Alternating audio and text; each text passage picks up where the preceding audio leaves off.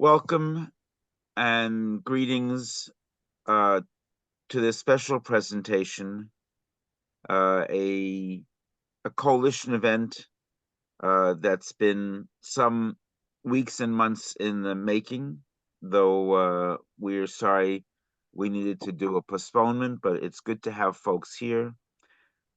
This is Views from the Congo, Prospects for International Solidarity and Peace.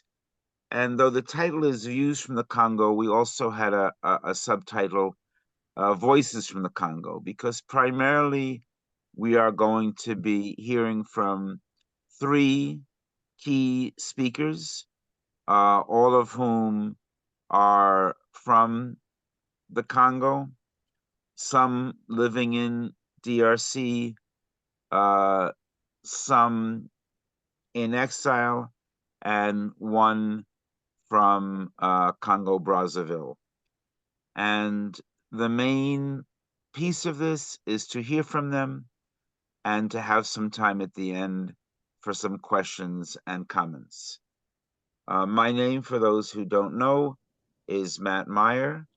I've served as the Secretary General of the International Peace Research Association, but I'm also honored and pleased to have as a key sponsoring organization of this webinar, the International Fellowship of Reconciliation, which I used to serve as an international coordinator of their finance committee and as the chair of their US branch. So without further ado, welcome to all of you. And I'm going to introduce one speaker, then the second, then the third. And our first up is a very, I mean, all of our speakers today are very highly regarded activists, but our first is Neema Namadamu.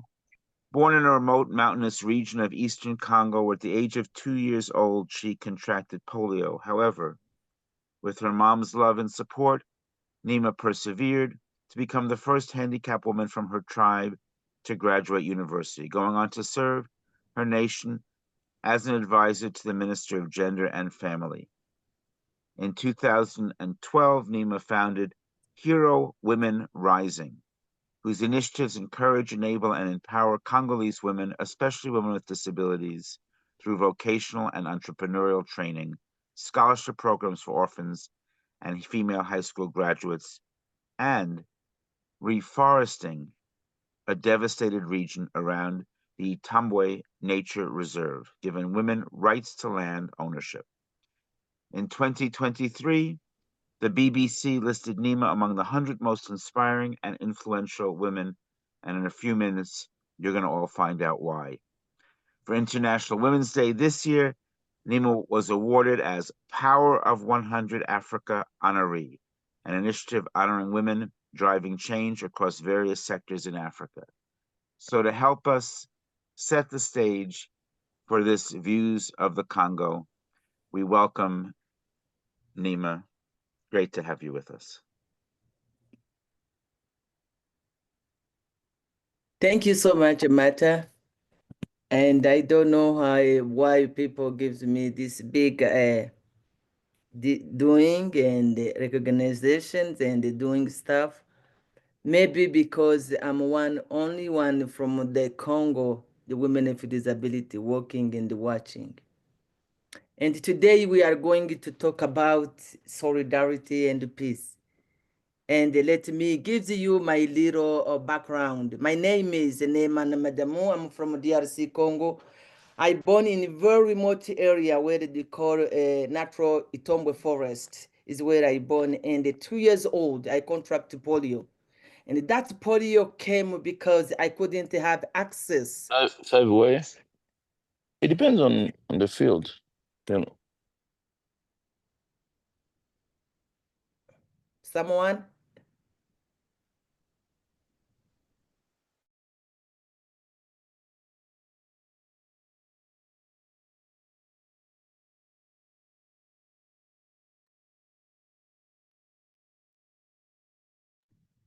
Okay. Okay. Now I can begin now again.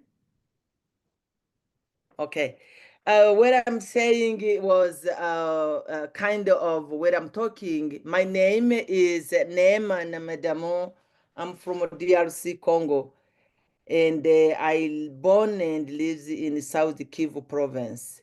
And what I'm saying, why I'm here today, maybe because I got contracted this polio. And where I live, in where I born, I got polio when I was 2 years old. And because I didn't want that, but was happening, but I didn't have a choice. I live in a very remote area where until today, kids don't have access to vaccinations. And during Second World War, the Congo was kind of the killed half of populations, and it was colonized by Belgium. After Second World War, they killed 10 million people in DRC, and until today, no one will talk about that. After that, my country get colonized by Belgium, first by King Leopold. And when King Leopold colonizing Congo, he didn't really give the Congo choice to do. And they colonized Congo when he was not able to manage everything. He put that he gives to government of Belgium. And that was a struggle for Congolese beginning. That was really beginning about how colonizer destroy our heart, our motherland. And when they destroyed that land, and is why now maybe today I'm speaking to you today about the remote areas where I born. Until today, we don't have a road. We don't have a running water. And women still having babies in bush.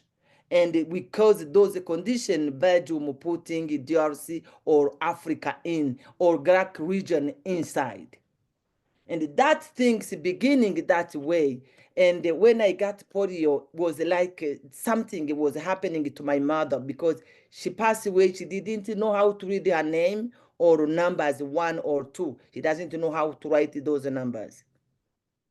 And she fight for me to get the education because all girls in DRC, I think my Evelyn, my dear sister, she can know, all girls must be married. That is where girls become business to our families. But for me, I was lost cause to my families because I got polio. And that polio saved me. Is why everything I do, people thinking I'm doing much, but I'm doing what I was supposed to do. And beginning that timing, every time when we're talking about peace, about things, people involving in that kind internationally, international solidarity. But Belgium or European or Western countries, they didn't really give us freedoms. They didn't give us opportunity to be the on ourselves, to be how we are. That is the things I can say about solidarity. We didn't really use that word. They continue to use colonizer. They begin using the word colonizing mind. And how they get Africa now? They get Africa because all the countries, they choose presidents and they choose the people they can manipulate it. That is our first piece we don't have. And let me go now, come down to DRC in particularity. In particularity, we live is really Congo. Let me tell you Congo, how it is beautiful. It's the second rain forest after Amazon forest, Congo. We have these beautiful trees, water, and all those kind. And when Belgium was killing those 10,000 people or European, because my country was the first one to produce things to make cars, to make tie of cars. Quand ils cherchaient les caoutchouc. And that timing, and today no one who talk. And we are in the second phase now about minerals. The minerals, because East Congo is full, those minerals they are looking for now for making phones, making airplane, making guns, making bombs, making everything is now in DRC. And they are trying to to use that system they use after Second World War. And this years now is how happening. Those authorities, those manipulated, the decision maker, using community, say, oh, is a conflict between the community. I'm giving you example now in South Kivu province, where is from 1994, after genocide, we don't have peace. Me, where I'm telling you, until today, I don't have a road on my where I live in Mwenga territory in Itombwe sector. We don't have a road because why? This from 1994, people who did the genocide in Rwanda, genocider, they came to Congo with guns, with bank, with everything. When they came to Congo, they was in Bukavu. I was already at university. And that age, you know, I was a mature person. I was see things. These people came and mixed with our, and they have their own government in our government. One government between inside another countries. And when they came, they see as Congolese Tutsi. Because where I am, I live in my remote areas. We live in more 400 years, 15 years. We live there. And now those people who came with money, with guns, with everything, they did business, they mixed with us. And when they see like my face, they say, oh, the Rwandese we killed in Rwanda, they're still here in Congo. At the beginning, that's a genocide. And we begin talking this for now 31 years. No one who hear us. And now was born those M23 because the parent of M23, they are in the camp in everywhere in around the world. My people, almost half, they live here in America as refugees. But I got a chance, I couldn't be refugees because I have education, I work, I travel around the world. And that's peaceful. We are talking about solidarity. We did have solidarity in peace. We have a solidarity in conflict.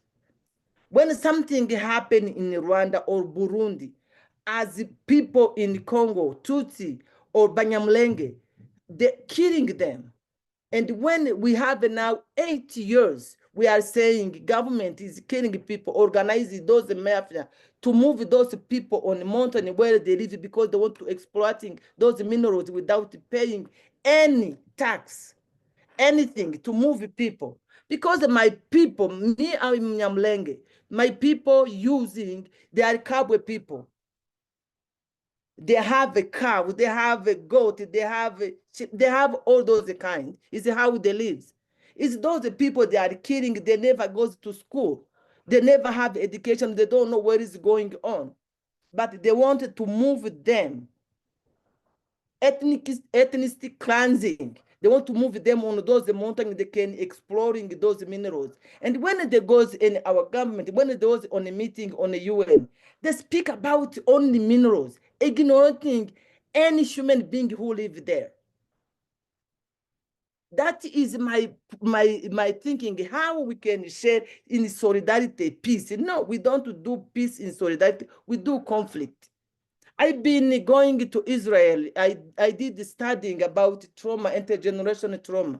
I did studying in Israel 2 years about this because I was thinking, why people talking about you are not Congolese? And that my grandparents, they are dead. I went to study for 2 years in Israel because I was thinking who I am, how I can resolve this. When people, I don't have other name. My name is Neema. I can't change that name. And somebody from my side say, no, you are not Neema. That is the conflict. And how now to talk about the peace? Let me go to talk about the peace on the ground, on the politician. And that's kind of how we can bring peace. Let me talk about the solution. Solution is how we can own our own problem and telling our world to heal the really people, to heal women. Like my dear sister, Evelyn, she's a woman, she was working, she have this opportunity to work. And when you see people giving news on WhatsApp, how many people get those news? How many people who are connected? How many people who got access? But we have those kind of team of the government. It's like a kind of government. And this is dealing with people. And let me tell you, in Africa, we don't have, if you are in New York, for example, people who are around the world, how to bring peace between us, how to bring solidarity. That is my question, really. When you have that solidarity, the power to talk about the peaceful, we can maybe change in a moment and we get peace. I don't know how. If you have a question to ask me, I will be answering those questions. But the conflict we have is from long time, and we want really to move that root, conflict root, those minerals, and people can talk about human being, not minerals. That is, I can stop maybe there. And if you have a question, please ask me, and I'm here for answering. Thank you so much for giving me this opportunity to talk a little bit about this peace. We don't really have solidarity, peace solidarity. We have conflict solidarity. Thank you so much. Wow. Thank you, Neema. I think we've learned a little bit, or we're beginning to learn why you were awarded most inspiring. So yes, thinking about this question of solidarity in the context of conflict, I think one thing in terms of resources and this question of the minerals and the question of the humans. For many of us on the outside trying to do solidarity, we've long thought about Congo as rightfully the richest place on the planet. Every Congolese should be a multi-millionaire because the resources that fuel the planet, including the ones that everyone who has one of these little toys that we use for communication requires, raw materials and minerals from the Congo.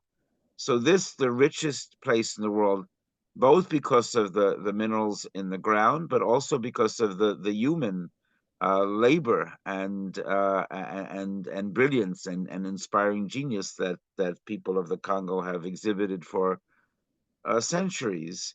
Really, Congo should be the richest place on the earth. But for colonialism and settler colonialism, for neo-colonialism, for white supremacy, we see that is not the case. So looking at a world with level playing field, with injustices corrected and turned into justice, looking at real solidarity, Congo would be, the richest place on the planet. So I think that's a context to look at it. We're going to move to our second speaker, who is also a dear friend of mine, and he is from Congo Brazzaville and will be talking about the regional context of the conflict. Let me introduce him. And then, because he prefers to speak in French, we're actually going to have a video he made with the help of another dear friend, Rudolph Msang from Cameroon, who has been doing translating work from us. He's an English-speaking person from Cameroon, part of the Ambazonian piece of Cameroon, another occupied colonial space, and you'll be hearing his voice as you hear Jean-Pierre Massamba's analysis. So let me just say, Jean-Pierre Massamba is originally from the Republic of Congo in Central Africa. A former magistrate and a retired executive of a multinational oil company, Jean-Pierre was the guarantor of the Code of Ethics, an anti-corruption focal point within the Congo subsidiary of the company Eni Spa. An arbitrator and mediator in business law, a human rights trainer, former Secretary-General of the Action for Christians for the Abolition of Congo, a member of the board of directors of the Diocesan Commission for Justice and Peace in Pointe-Noire, and of the board of directors of the International Coordination for the Promotion of the Culture of Nonviolence and Peace. Jean-Pierre Massamba has long been the coordinator of the Congolese branch of the International Fellowship of Reconciliation, in French, MIR Congo. He is executive director of the Africa program of IFOR, and since IFOR's major convening in Juba, South Sudan some years ago, Jean-Pierre was elected and continues to serve as the co-vice president of the International Fellowship of Reconciliation. So give me a moment as I deal with the share screen options, and you'll have on your screen Jean-Pierre's presentation, The Regional Dimension of the Impact of Armed Conflict in the Democratic Republic of the Congo. Jean-Pierre, thank you for your presentation, and here we go. The regional dimensions of the impact of armed conflict in the Democratic Republic of the Congo.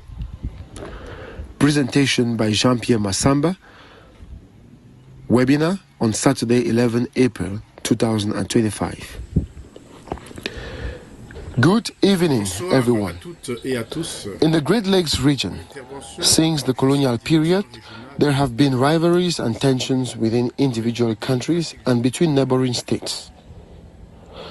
Following independence in the 1960s, these tensions were exacerbated by a series of power struggles and cyclical violent conflicts, particularly in the borders of the Democratic Republic of the Congo with South Sudan, Uganda, Rwanda, Burundi, and Tanzania.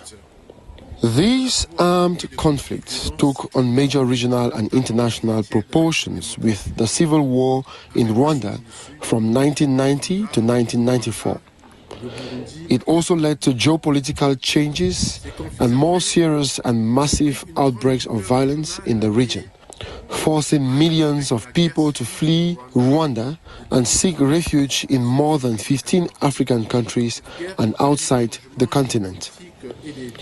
Following on from the civil war in Rwanda, the Democratic Republic of Congo was devastated by armed conflicts between 1996 and 1997, and again between 1998 and 2002. Today, the east of the Democratic Republic of Congo is the tragic epicenter of the armed conflicts that are crippling the Great Lakes region. It is an area rich in agricultural land, forest resources, and precious minerals that feed the global economy. The eastern part of the DRC has become a tinderbox in which a number of international and external players are involved.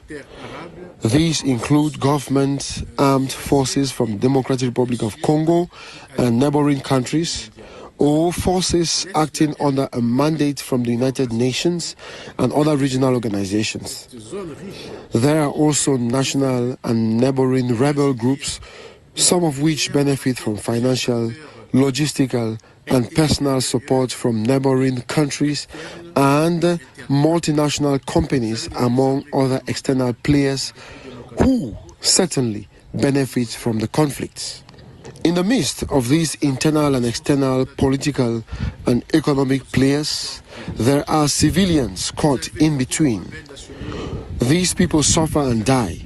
In fact, the killings of human beings has become an everyday occurrence.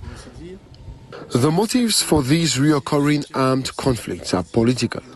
security, and economic based. The United Nations reports condemn the systemic looting of the Congo's natural resources, however. Certain minerals mined in the east of the Democratic Republic of Congo are smuggled through Rwanda and Uganda, whilst armed groups and neighboring states of the DRC are intermediaries for the foreign economic powers. And Rwanda is presented as the neighboring country that is significantly at the heart of this crisis and armed conflict in the east of the DRC. For example, in April of 2022, Rwanda and the United Kingdom signed an agreement allowing the UK to deport illegal migrants to Rwanda, known as the Migration and Economic Development Partnership. However, Rwanda has serious demographic problems. Again, on 19 February 2024, an agreement was signed between the European Union and Rwanda, which is just as surprising. This agreement states that Rwanda will contribute to ensuring a sustainable supply of raw materials, particularly critical raw materials. The DRC has repeatedly expressed its indignation at what it sees as a silence and complicit manipulation of states and international institutions. It considers that African heads of state are agreeing to be used to destabilize the DRC as part of a strategy to encircle the country with Rwandan troops. And in January of 2025, the Rwandan army and groups of rebels from the March 23 movement, commonly known as M23, occupied the towns of Goma and Bukavu in the Democratic Republic of the Congo. Sharp tensions have arisen between Rwanda and South Africa, whose contingent in the Central African Development Community mission has lost 15 soldiers. Similarly, the risk of armed conflict between Rwanda and Burundi are becoming very high, as Burundi, which supports the armed forces of the DR Congo, is accusing its Rwandan neighbor of planning an attack on its soil. Rwanda's flagrant violation of the sovereignty and territorial integrity of the Democratic Republic of Congo constitutes a serious threat to regional security and stability, not only for the Great Lakes region, but also for other African countries. There is a risk of a regional upheaval, if I may say. On the humanitarian front, according to a 2024 UN report, the current situation of insecurity in the east of the Democratic Republic of Congo has caused the displacement of more than 5 million people. Several African countries and the international community have been affected by this humanitarian disaster. These interrelated conflicts are marked by a series of crimes under international law and other human rights violations. Yet, the international community is showing a weakness in exercising justice in the face of such serious violations. The tragedy in the east of the DRC goes beyond the borders of the vast country. The skills of its leaders and the commitment of its citizens, with the stakes still not in favor of the African people.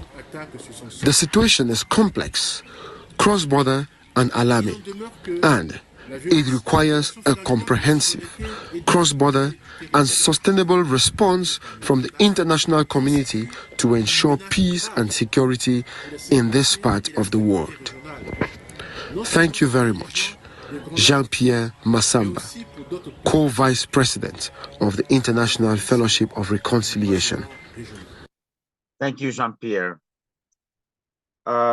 I should say before we go to our final speaker and then open it up for questions and comments, that in addition to the International Fellowship of Reconciliation, the International Peace Research Association, and the organizations that Neema and Evelyn represent, there are always a number of hands in putting something like this together. I see some friends here from War Resisters. War Resisters International. We also dealt with some friends from Friends of the Congo, which does excellent solidarity work in the U.S. And elsewhere. And I see some other friends from MIR, including MIR Togo and International Fellowship of Reconciliation Africa program members. So we welcome all of you. And now I want us to especially welcome our final guest speaker, Evelyn Chihuguyu, originally from the Democratic Republic of the Congo, South Kivu province, city of Bukavu. Evelyn has a background in law and worked at the World Bank from 1998 to 2023. In 2015, she founded and became the president of Les Amis de Cameroun, Friends of the Cameroun, to support the fight for regime change and to end corruption, as the majority of the population lived below the international poverty line, despite the country's vast mineral resources. In 2019, Evelyn founded and became the president of Kivu Rising, a nonprofit organization engaging in social development and the alleviation of poverty in the rural areas in the Eastern Congo, which, as you've heard, has been suffering from the terrible consequences of war for nearly 3 decades. In 2023, Evelyn ran as a candidate for the position of National Deputy. Please welcome Evelyn. The floor is yours.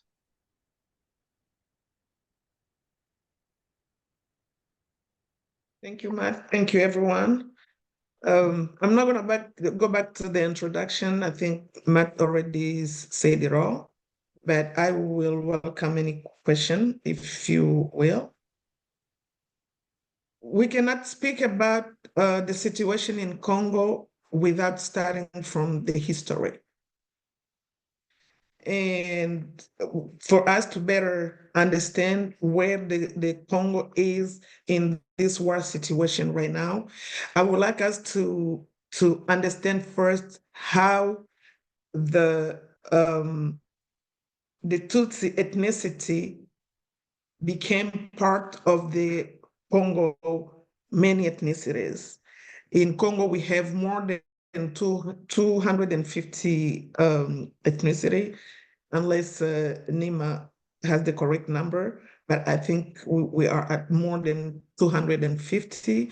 And the 250, you can only imagine everyone is a minority.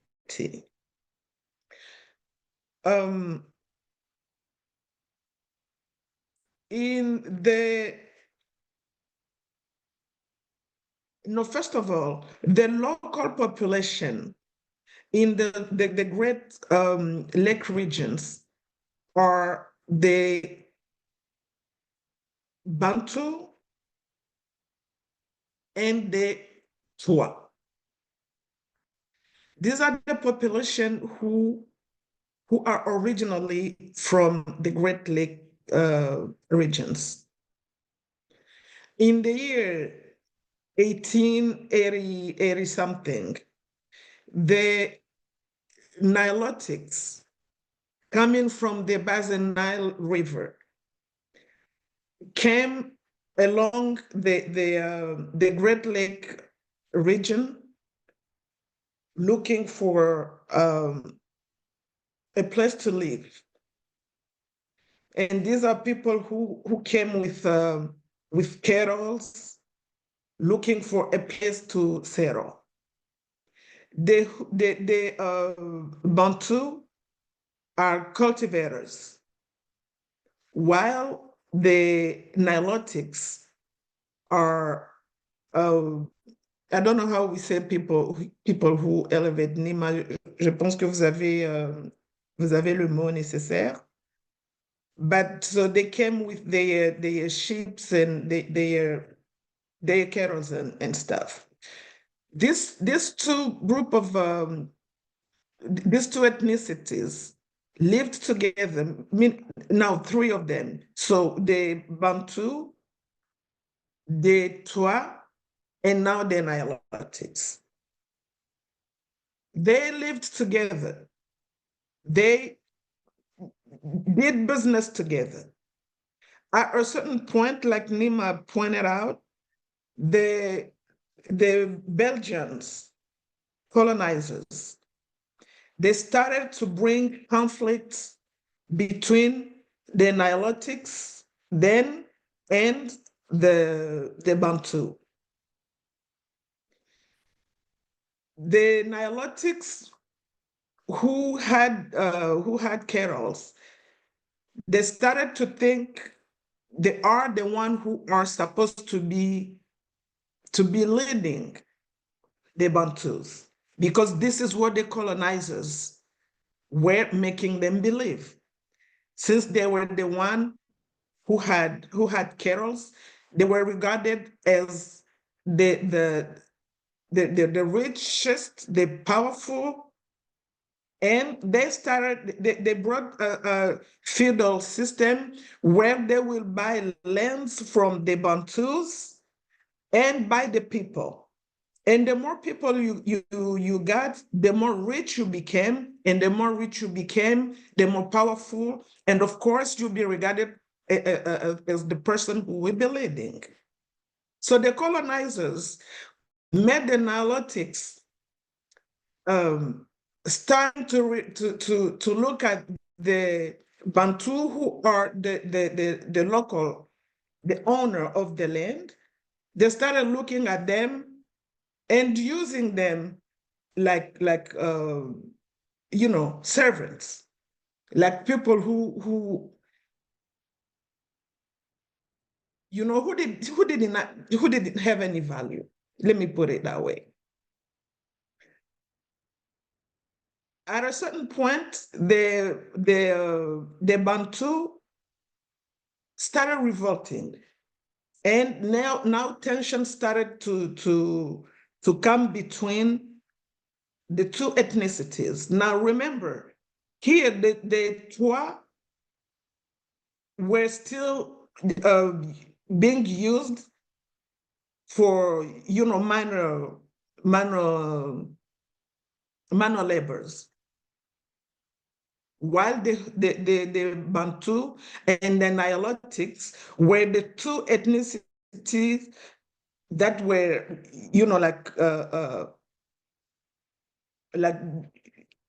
taking over. Let me put it that way.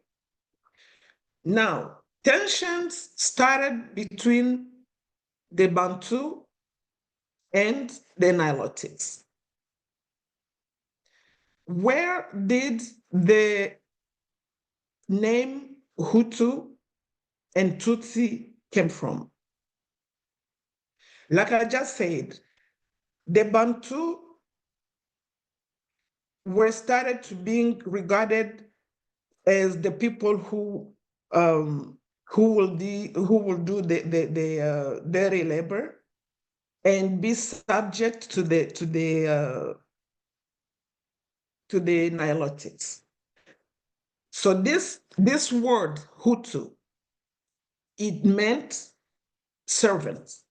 It meant people who did not have as much value. And the word Tutsi was referred to the people who were considered rich, powerful, smart, and so on. That's where the word Hutu and Tutsi came from.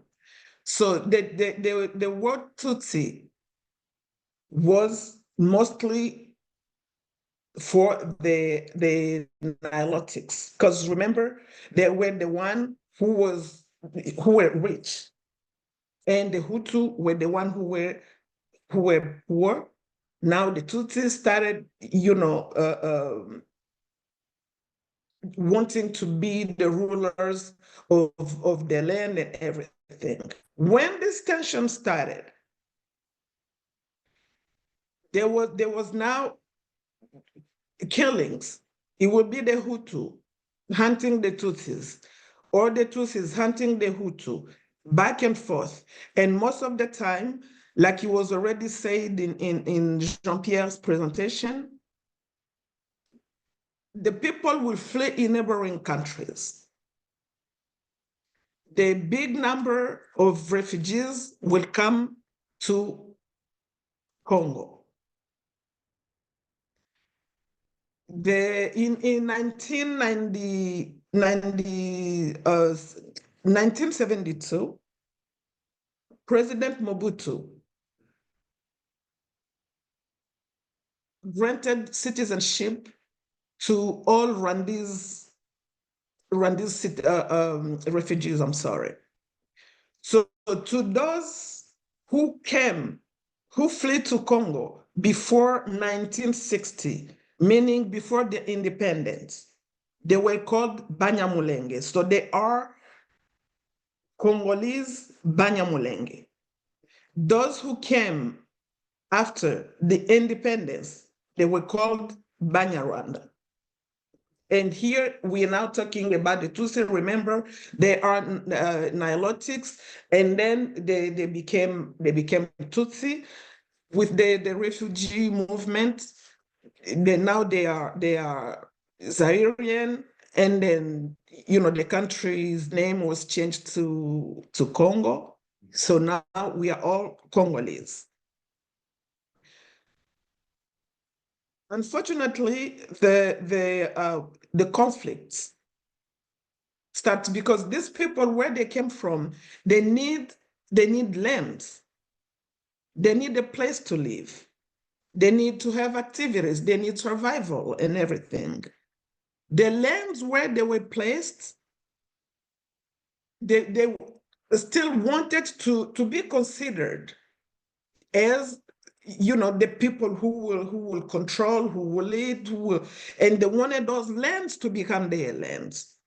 Now, the original people of those lands started, war against the Tutsi, the Congolese Tutsi ethnicity. It started mostly in the North Kivu, in the Hunde land, in the Nande land, and Neema can remember the other lands there, and also in South Kivu as well, because we have the Congolese Tutsi ethnicity both in North Kivu and in South Kivu. Now, this led to tension killings of the Congolese Tutsi and the Congolese Zairians back then. And unfortunately, every time this tension started, the Congolese Tutsi will flee back to Rwanda, where they originally came from, but the Rwanda will also kick them back. So they will come back to Congo. And this is a situation that is very difficult to live, very unacceptable. Now, the beginning of the war in Congo. In Jean-Pierre's presentation, he already spoke about, I'm not going to go back in details, he already spoke about the situation in Rwanda in 1994, which led to the beginning of war in Congo in 1996. Remember, every time there were tensions between Hutu and Tutsis in Rwanda, it was a big vague of refugees coming to Congo.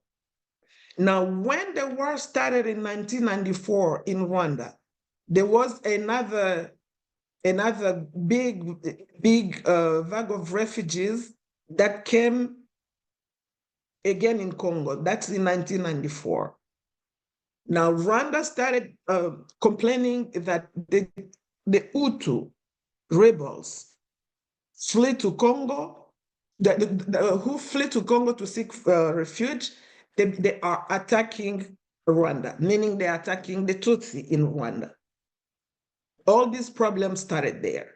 Starting 1996, up until today, we are still facing the same situation. However, although they will say that they're coming to fight Congo because there's the refugee Hutu rebels in Congo.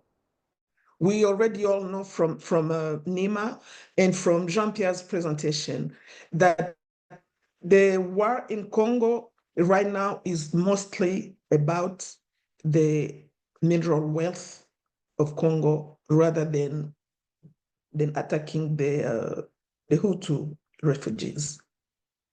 Because when we think about it, more than 30 years that Rwanda has been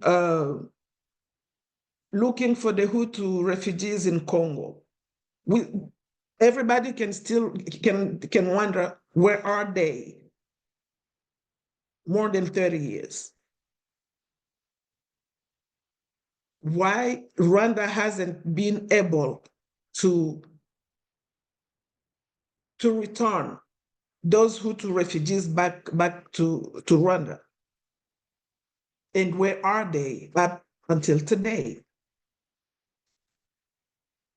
As we all know, Congo is a very rich country with copper, cobalt, gold, coltan, diamond, just to name a few. But unfortunately, again, Congo is still the poorest country in the world. In 2020, was it 2019 and 2021, I started going to Congo in the rural areas, and I couldn't agree more with Neema.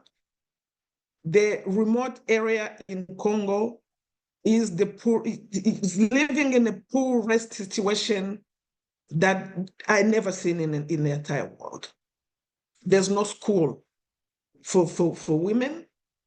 There's no school. Most of the kids, I would say maybe up to 80%, even 90% of children don't have access to education. I have seen pregnant women who will die on the road because they will have to walk maybe 4 days before they reach even a health facility. Some of them will leave their families for 4 months or 5 months before giving birth, going to live in a place far away from their location, leaving their family behind, just to wait at a maternity. Most of the time, they will not even have food because when they live in that situation, it means they will live under $1 per day, and sometimes even $0. These killings have been going on in Congo, mostly in the eastern part of Congo. Every person right now in Kinshasa, when you speak Swahili, like Neema and me, meaning you are from the eastern part of Congo, you are directly considered as Rwandese, and you are subject to be killed. We have seen many cases like that in Kinshasa in the past years. And since January, there have been cases reported, violence against the Swahili speaking from the eastern part of Congo. When I visited in 2019, the number of raped women, the situation they live in, you've been hearing about that, Dr. Mukwege, but I think the work that he does is maybe only 10% of the raped women's situation in the eastern part of Congo. Mass grave, I saw it with my own 2 eyes. I went to Walungu, I went to Nyangezi, I went to Kabare, I went to Kalehe. I spoke with people. I met with a group of Banyamulenge women. We had a long conversation. The situation is chaotic in the eastern part of Congo. this war that we undergoing right now since January 2025, it's only making things that were already worse became even. I don't even know how to define what is happening in the eastern part of Congo right now. Kidnapping, mass killing, rape. There is no financial institution right now. There are schools where the parents cannot even send kids to school because they are not even sure the kids will go back home. Myself, I have lost, since January, I have lost 4 members of my family. 4 days ago, I have a nephew whose name is Jean-Claude. He was kidnapped for 5 days. He is still in an unstable situation. He cannot talk so far. He is very traumatized, 27-year-old.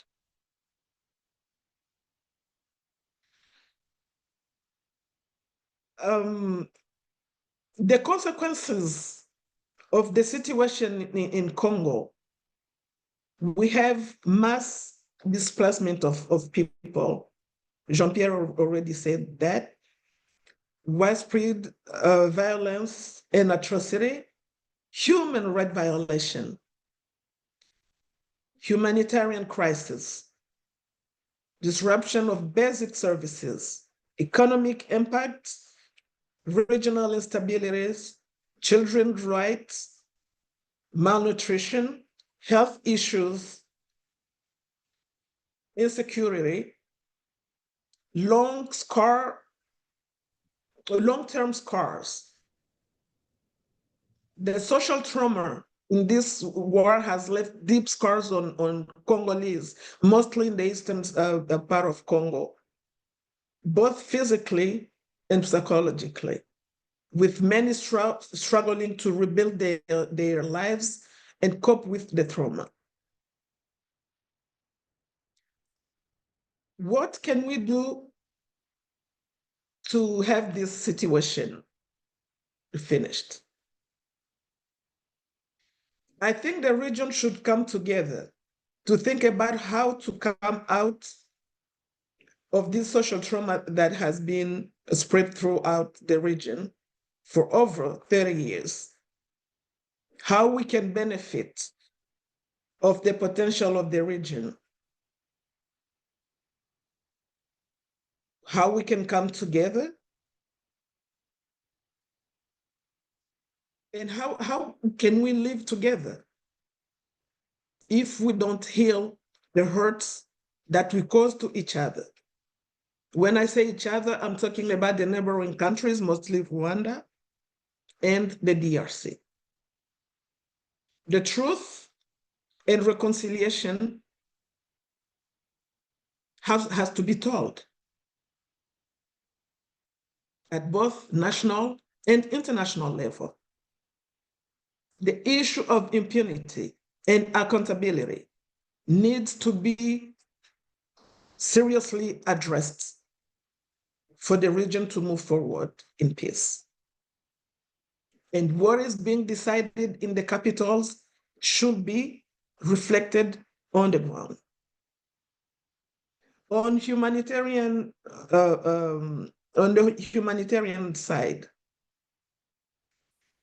I think we all need to put all necessary efforts together to help alleviate the situation of the population in the eastern part of Congo. The consequences are just very, very, very bad. We don't know what will happen in the coming days, in the coming month.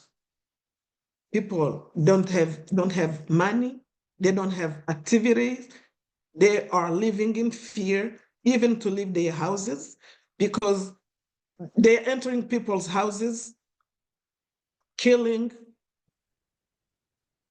kidnapping, people will disappear, enrolling by force youth in the army, and they will never come back.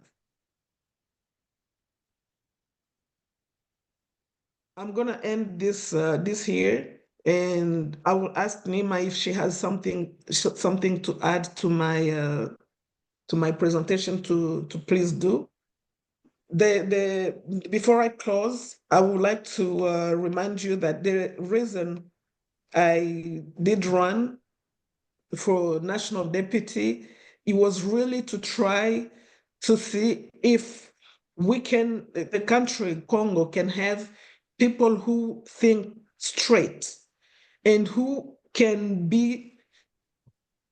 work to help the population, not to help their own interest, because that's what we are facing right now. Very weak, poor governance, which is also one of the reasons that we have the M23 right now, starting the war perpetuating the war in the eastern part of Congo. Thank you. Thank you. So we've had quite a lesson here, and we're going to open up in a minute for questions. So please get your questions together. And Julie, you'll be the first up because I see your hands been up for a while. But let me just say, dear brother Stephen Howard put into the chat some time ago, it's divide and conquer. Which indeed, this is a classic example of divide and conquer strategies. But I think as we've learned political and historic lessons here, we've learned economic lessons, we've learned linguistic lessons and lessons in language history here. We're also relearning this old story about divide and conquer. And I think, as we've heard, it's not just about Eastern Congo. It's not just about Congo DRC. We're talking about divide and conquer regionally and really continentally, because the African continent, the motherland of civilization, the center of Africa, which is the Congo, really, as we said before, should be one of the richest or the richest places on earth. And when we're talking about divide and conquer, we're talking about Eastern Congo and West. We're talking about Congo DRC and Brazzaville. We're talking about Burundi and Rwanda. At least we're really talking about a regional, continental, and global phenomena as World War III, World War IV has taken place, the world war that's taken place in the Congo. And before I give the floor to Julie for the first question, I guess I want to say that one of the things about solidarity in conflict is shining lights, not just on the questions that Evelyn left us with about how to come together, but one of the tragedies I think that we face, that we can each of us easily deal with, or fairly easily deal with, is that as we hear and talk about crises in this part of the world and that, often the Congo is neglected. Often the Congo is invisibilized. Often we don't talk about, for 1 year, 1 decade after another, the ongoing world war that takes place in the Congo. So just this bit of education that we have received today and that we can pass along to others is a step, maybe the first step, in looking for real lasting justice with peace. Okay, Julie, you've had your hand up for a long time. Thank you for your patience. Please Yes. introduce yourself, if you will, and Yeah. the floor is yours. Yeah.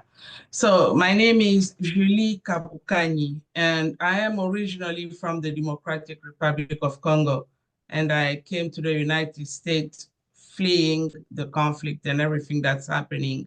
So before I ask my question, I just wanted to say a word about the speakers.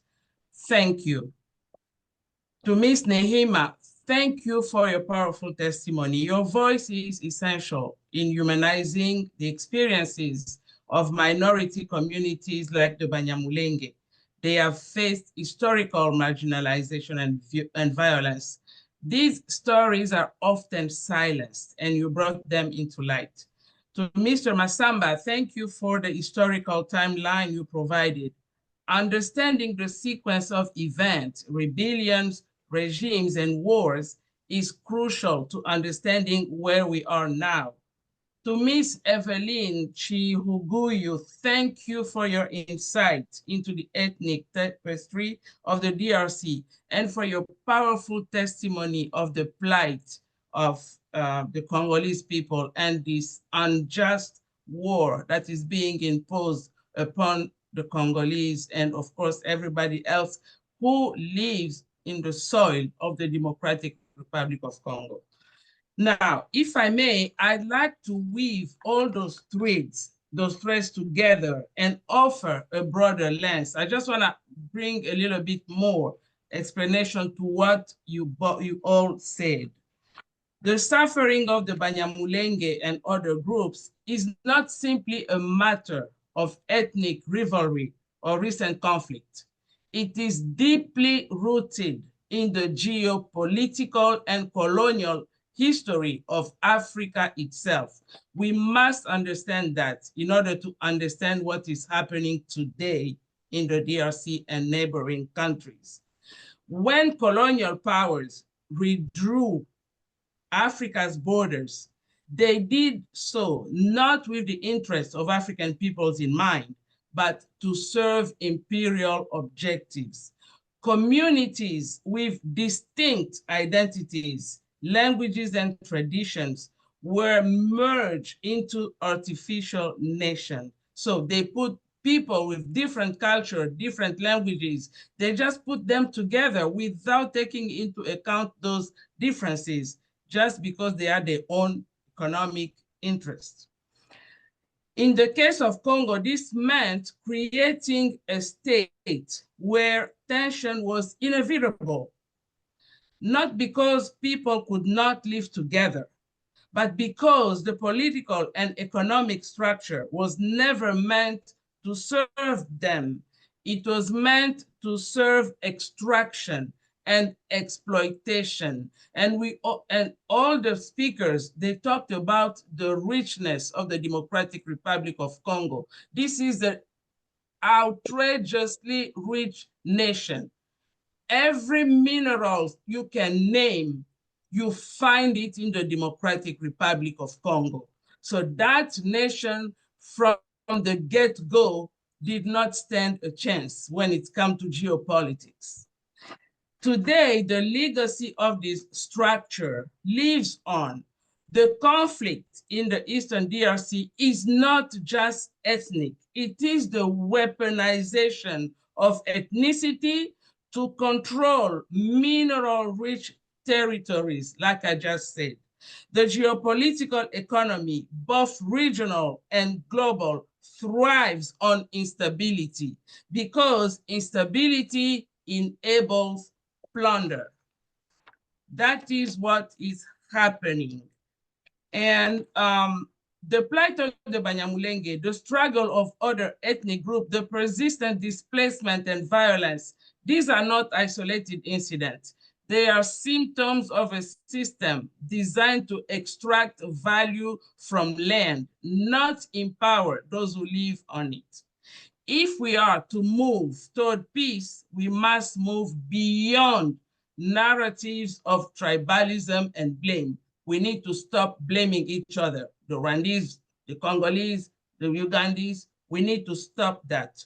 We must move beyond those narratives. We must name and dismantle the colonial legacy that still drives division.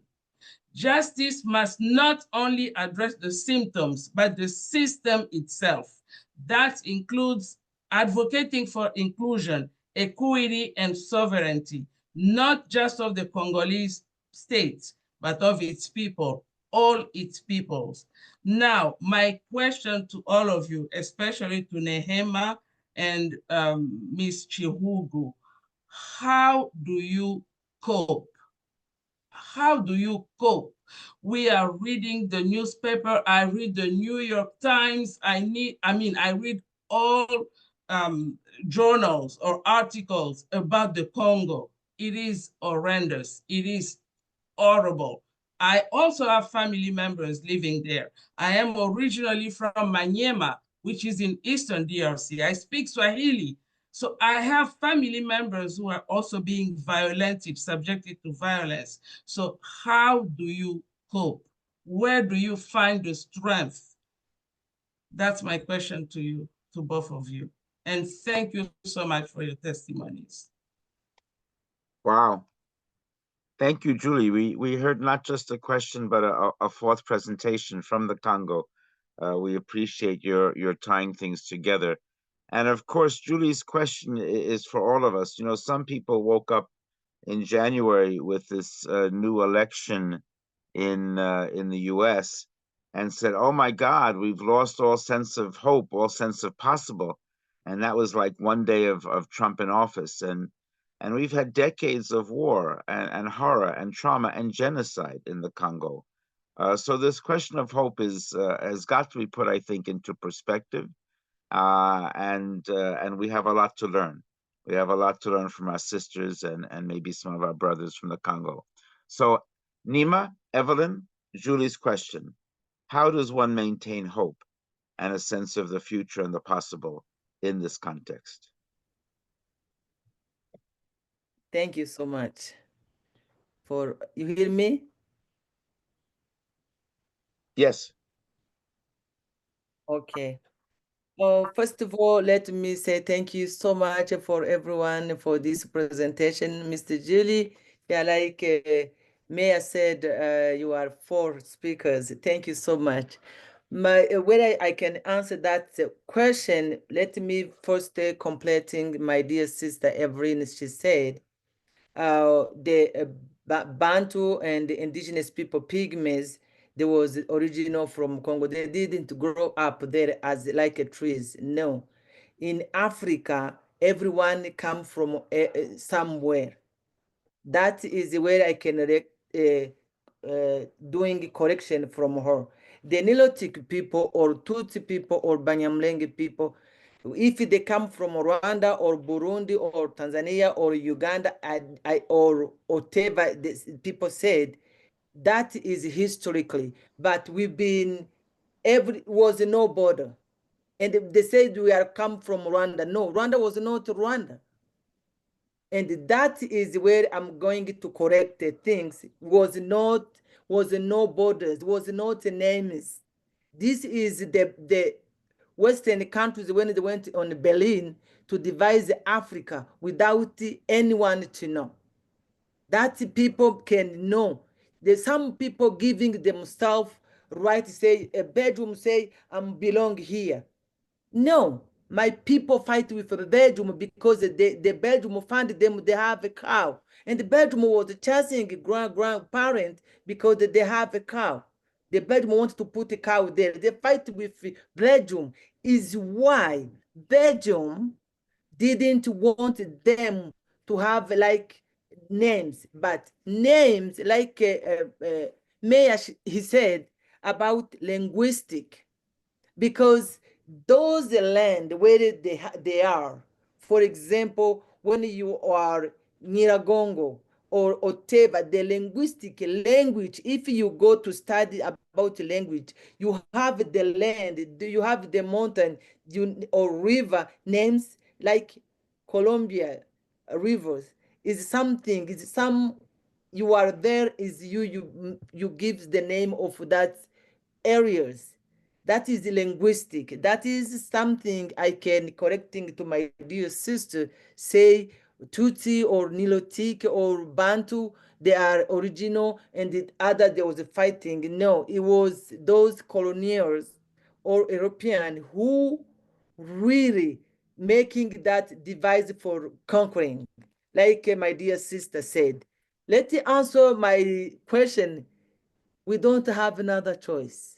We live there until today, because otherwise, for myself, I enjoy really life because I'm present. Sometimes last on January, February, when MF23 come, I was maybe I was in the house and calling my dear sister, women with disabilities. They said, we still there? Yo, we still there. The morning we call each other. And the food was finished for them. I tell my staff, they buy food and they take to them. And every time we say is day and is night, is morning. Because these people with disability, they can't run away. That is a difficulty we have as women. And women who have, like my dear sister Julie, she said about Banyamulenge people, is 8 years now. We are fighting with governments because the government signing those minerals, companies, Chinese, they are everywhere. And they bring the military for taking security for them. But they don't give those military food. They don't give salaries.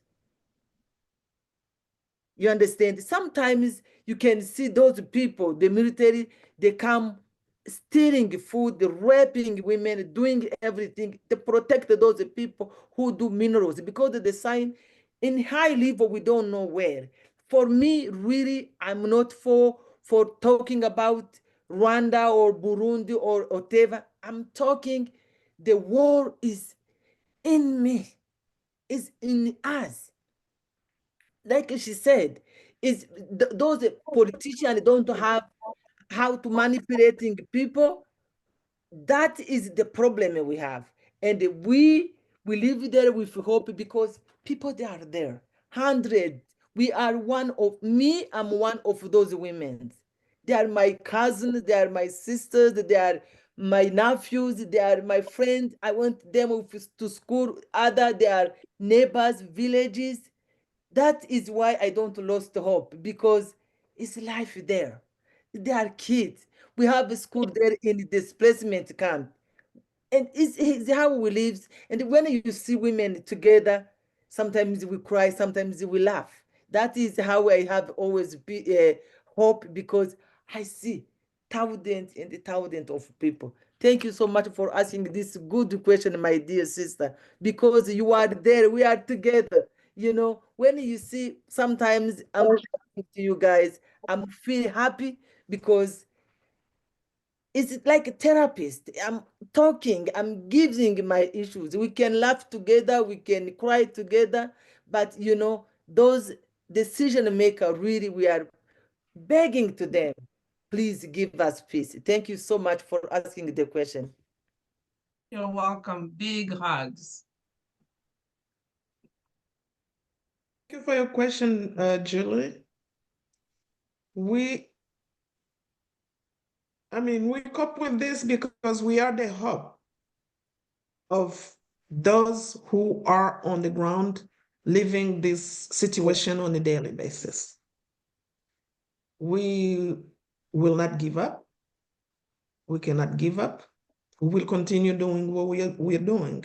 Every day, you receive maybe 50 phone calls. People asking you for $5 because they cannot eat. People asking you for $10 because they need to go to the hospital. And I remember right now, hospitals, most of the hospitals in the Eastern Congo, they don't even have medicine because there's no airports, because there's not even humanitarian aid coming to Eastern Congo. That part of the country is sieged by the rebels. We can only be strong for them to continue going on. We are here, we're gonna fight, we'll do it together. Okay. Thank you. Really, I get hope by listening to you, Evelyn, to you, Neema, and Julie, to you as well as the work I do with my brothers, Jean-Pierre and Rudolph. Let's turn to another brother, Stephen. Howard, you've had your hand up for a while. The floor is yours. Thank you, Mr. Chair. But I believe that women should always come first. So I see Ms. Kilkenny's hand is up. So if she's available, by all means, I'll cede to her. Steve, I didn't put my hand up on purpose, so you go ahead. All right, I was told that Roberta's hand went up by mistake. Mr. Chair, first off, thank you for this fantastic. Sorry, go ahead, Steve. Somebody needs to mute. Yes, thank you for this fantastic presentation.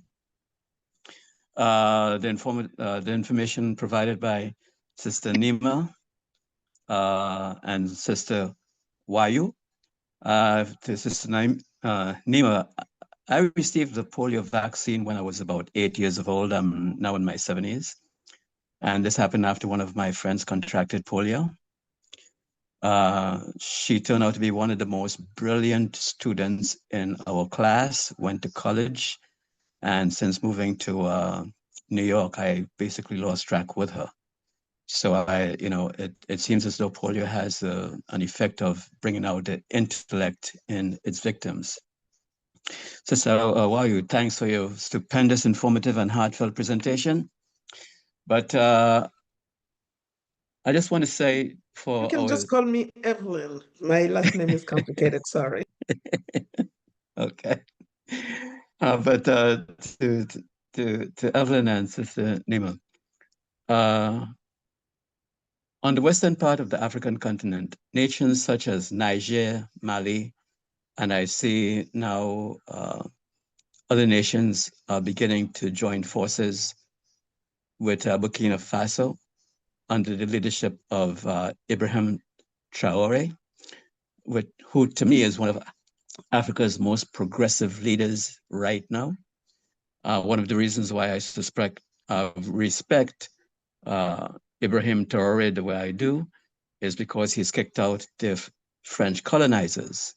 He's distributed something like 1,000 tractors to Burkina Faso's farmers so that they could feed the population and even export some of the products they produce. President Traore established pensions and free medical care to its former civil servants, taken control of Burkina Faso's mines, especially the gold mines. President Ibrahim Traore was able to capture billions of French francs in an attempted coup. These billions of francs were then put into the nation to develop the infrastructure like roads and bridges and other things. Now, the last thing I'd like to say before I ask my simple question, after taking control of the gold mines and making, what he did was build factories or production facilities so that the vegetables grown could then be packaged and sold both locally and internationally, generating foreign exchange. Now, right now, there's an attempt to start a military conflict between Rwanda and the DRC. What's your understanding of that pending conflict between Rwanda and the DRC? Thank you, Mr. Chair. Really appreciate the time. Thank you, Stephen and Roberta, and all of you. I'm going to both ask people to respond to the question and also to wrap up, because we do need to wrap up soon. So if people can answer Stephen's question, make your closing comments. And I see one more hand up. Let's see if Kate, you can ask your question and we can bunch in yours, Stephen's, and some quick closing comments. Kate, the floor is yours. Thank you so much. I'll be quick. The University of Kinshasa is looking to start a palliative care program. I'm part of a very small contingent of Americans who are supporting that effort of Professor Desiree Mashinda, who's the Dean of Public Health there. Broadly, I'm very curious if you see a role of palliative care in this healing process that you've defined, that you've all defined. And if you have any specific advice that might be helpful in that effort. Thank you all very, very much. Evelyn, let's have some closing comments and answers those questions from you. Then Neema from you, and I will close the webinar after these two final comments. Can I just ask a quick question to Kate? My question is, what aspect of medical treatment are you focusing on when it comes to palliative care at the University of Kinshasa? Is it cancer, pain management, or psychological care? All of the above, Julie. All of the above. They're trying to develop an integrated training program in palliative care that would be the first. And can we get your information so we can get in touch? Yes, I'll put it in the chat. Okay, thank you. Thank you so much. Thank you very much. Evelyn, then Neema. Yeah, I think Kate's question requires a lot of, research and time to look into it. Having your contact information would be very helpful. And I don't know, are you working on the program as well with the professor? Yes, so I'm a clinical psychologist. My colleague, Dr. Glass, is a physician and palliative care doctor who was invited by Professor Mashinda at the University of Kinshasa. She's developed a training program here for rural areas in the United States and in severely under-resourced areas. And he asked her if she could help develop this training program. I am participating in through the lens of as a psychologist and a specialist in trauma and intergenerational trauma. In the consequences that I stated, the consequences of this war, I spoke about social trauma, and I think this study will be very helpful to, to help heal the scars in the population of the eastern part of Congo. We would be very happy to get your contact information. Thank you. I will share it now. Thank you so much. Thank you. I think I lost the first question.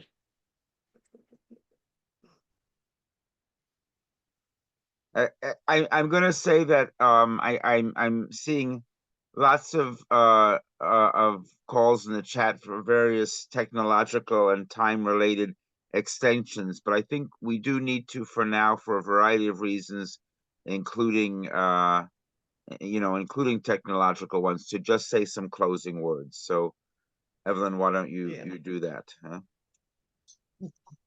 Thank you very much for Matt, Susan, and for organizing this webinar, and for all of you participants. Thank you very much.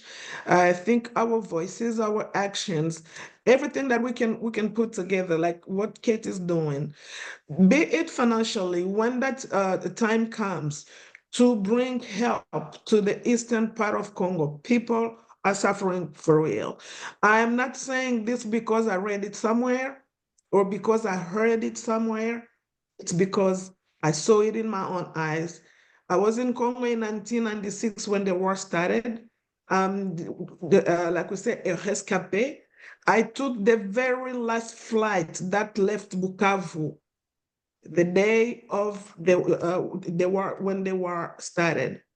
And like I said, I was on the ground. I went in the rural areas. I would love for you to come with me next time for you to see what I saw with my own eyes. It is chaotic. But the effort of all of us as human beings first, and then as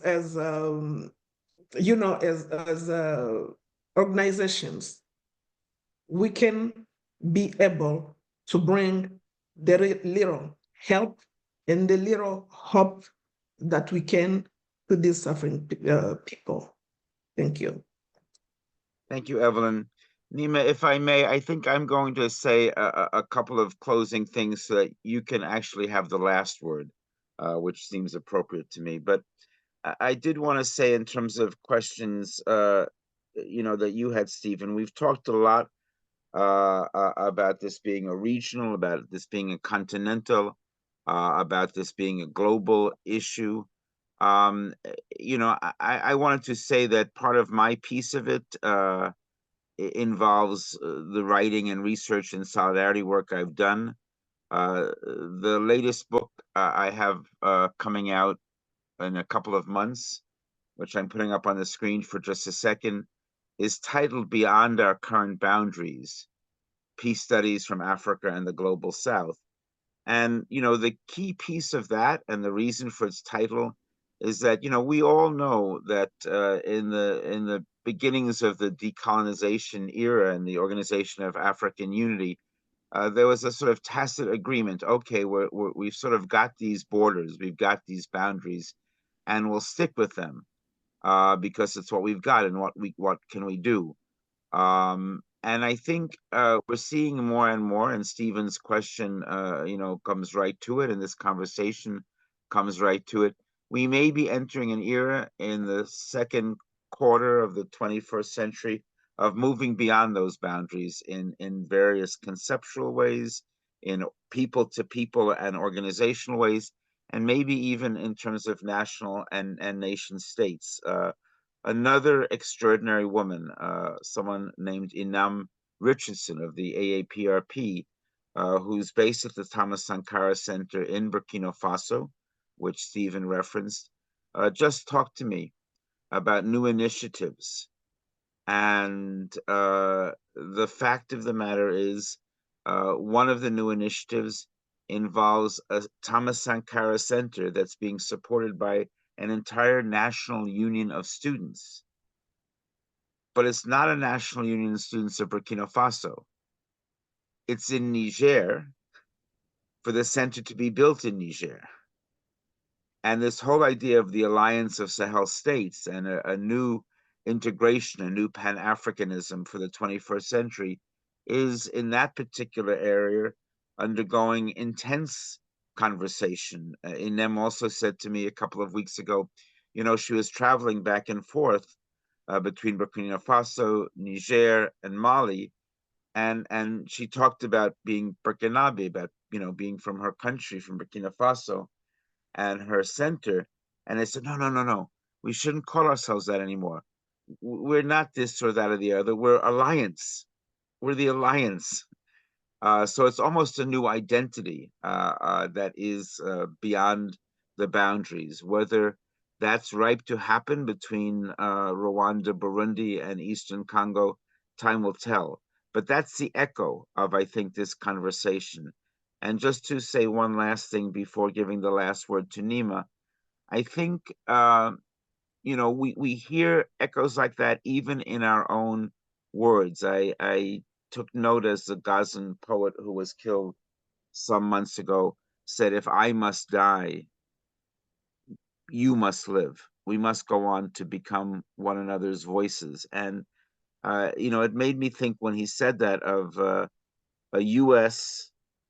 Black Panther political prisoner, Mumia Abu-Jamal, who is often called the voice of the voiceless. That's one of the phrases used for him. And I bring that up because the voice of the voiceless is another phrase for those who know something about the Congo.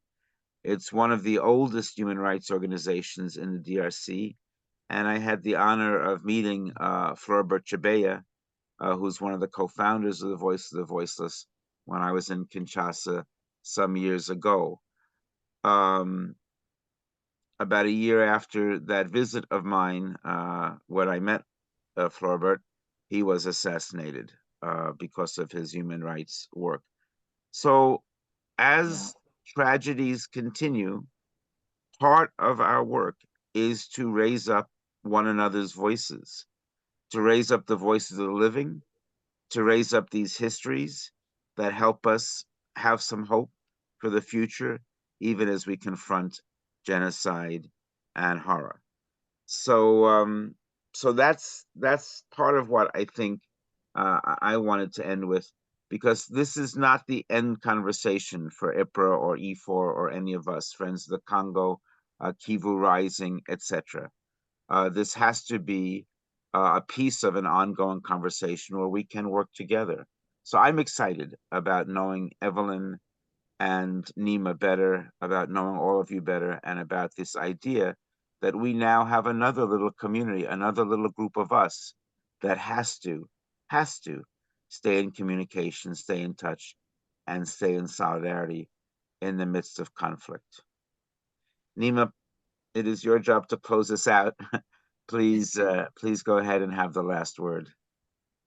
Thank you so much. Thank you so much, Mayor. Let me answer Kathy. Yes, is to improve a really limited condition of living, equality of life of people. That is really, you are welcome to Kinshasa to see if you can improve some, those life is limited, and other people, like if you are psychologist, you are welcome, is really needed, but is in the middle, like Maya said about middle of conflict. As you told me to close this wonderful, wonderful I think it's discussions. We didn't really, we learned from each other, and we are so happy to have this. This is global issues. This is global issues. We must all be, be solutions. Really, I call everyone who is here and to invite friends to be the answer, to be agents for change, to be peaceful. That is where we invite you guys. Is why we accepted to have this weekend with you guys. In Bukavu is night now, but we still traveling around the world to talk about these issues, to talk about this conflict. It was like silence, was like in time in darkness somewhere. If you can bring this little candle and this kind of voice, it can really life matter. This will be, and we have that hope. It's many people that are there waiting for that light. Be the change of these global issues, and we can be global solution. Thank you so much, and have a good weekend to everyone. I love you guys. Stay in touch. Online always. We can see you online in the chat and say ciao. Have a good evening. Love you too. Have a good weekend, Love everyone. you. Love Go in you. peace, peace with justice, and blessings to all of you. Thank you. Peace. Thank you to everybody. This was so fantastic, so rare that there is a webinar about Congo, about Africa. We don't seem to get that in the United States. So this was just, again, fantastic. Thank you all. Thank you so Great. much. Thank you. Wonderful. Love, peace, and justice.